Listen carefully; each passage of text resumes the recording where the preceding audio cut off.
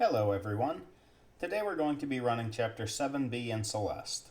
Much like 7A, this level is just a review of all the mechanics we've seen in the previous B-sides. That doesn't mean it won't be difficult to execute, just that you should already be familiar with what I'm about to ask of you. Nevertheless, I'll show you how I made it through the level so that you'll be equipped with all the strategies you need to succeed. My name is Shirojin, and I'll be your guide. Starting off, we have to dash through some narrow gaps in the spikes. There isn't a whole lot I can say to make it any easier for you. You'll just have to time your dashes as best you can and you should make it through okay.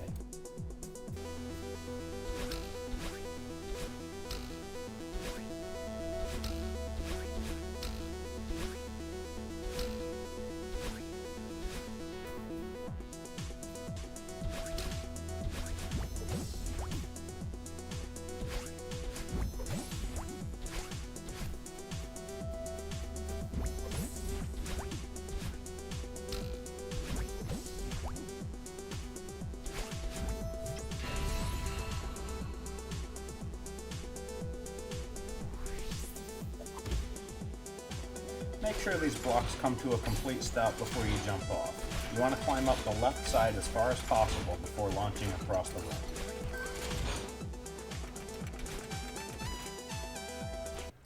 The next few jumps can be tricky. I'll slow down the first two so you can see it in detail.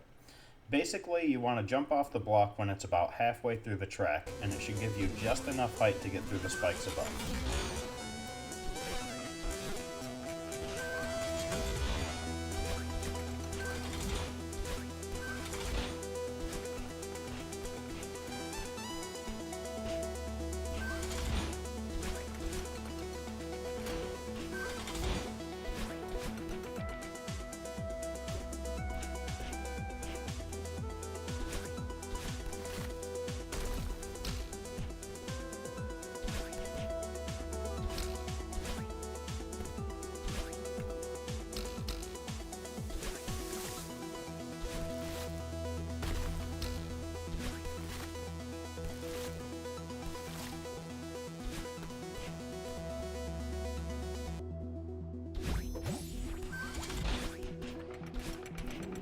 The last section here looks trickier than it is. The ledges are generally spaced out just enough so that you can do normal wall jumps all the way up. Just look out for the couple of times where you'll need to grab the wall and jump past the ledge instead of jumping off of it.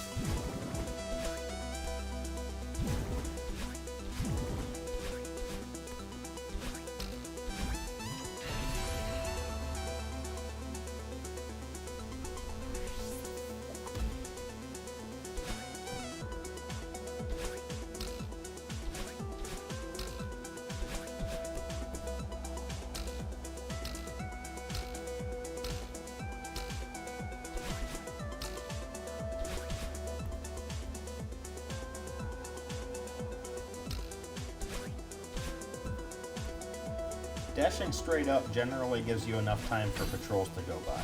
Dash horizontal only if the timing lines up or you're near the end. As always with these rooms, use the springs to your advantage for an infinite number of refreshes. Take as much time as you need and just choose your battles wisely.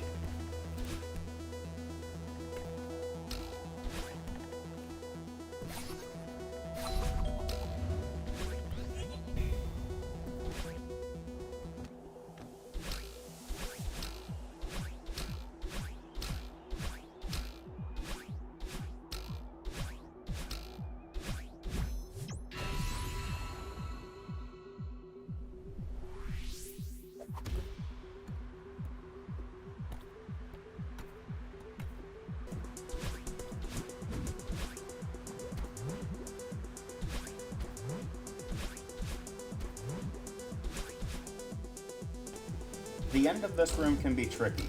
Just after the really tall gap in the spikes, you want to dash such that you can grab the side of the moving platform. Then climb to the top as soon as you pass the gap, bounce twice to refresh, then you can dash through to the end. You'll have some flying snowballs in this room. When they appear, jump up and dash to bounce off of them. They'll give you the extra dashes you need to make it through.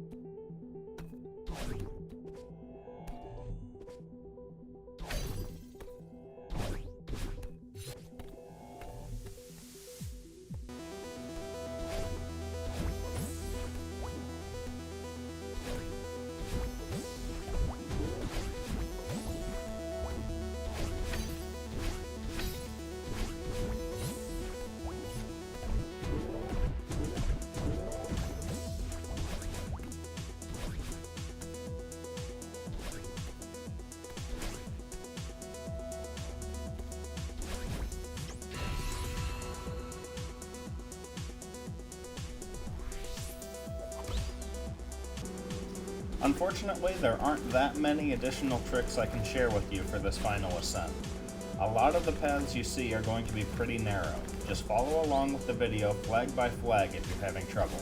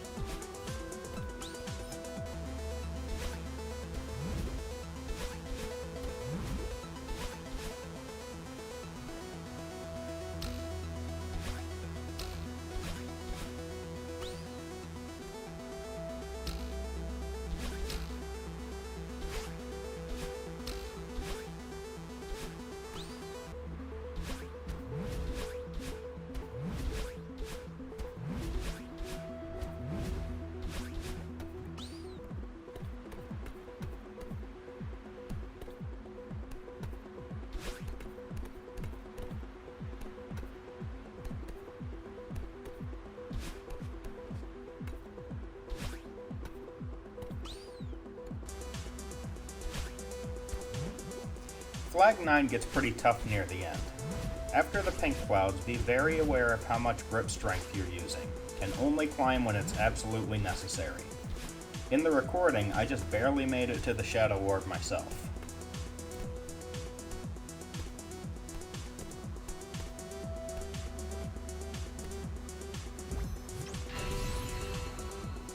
If you've been following along with me since the start, you're probably already familiar with super wall jumps.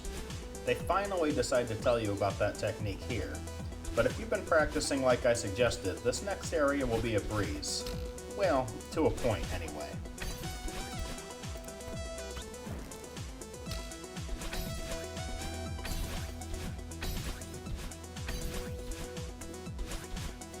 Well, well, well, if it isn't the point I mentioned earlier. These next few wall jumps are unforgiving, but I have faith in you.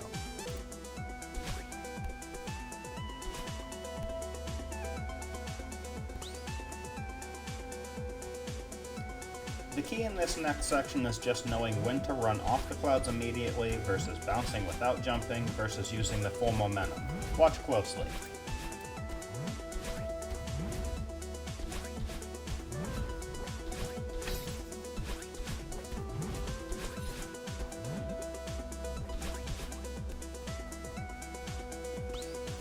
This last flag and the music block room after it are quite a bit easier than what you just made it through. Enjoy the victory lap and I'll see you at the end.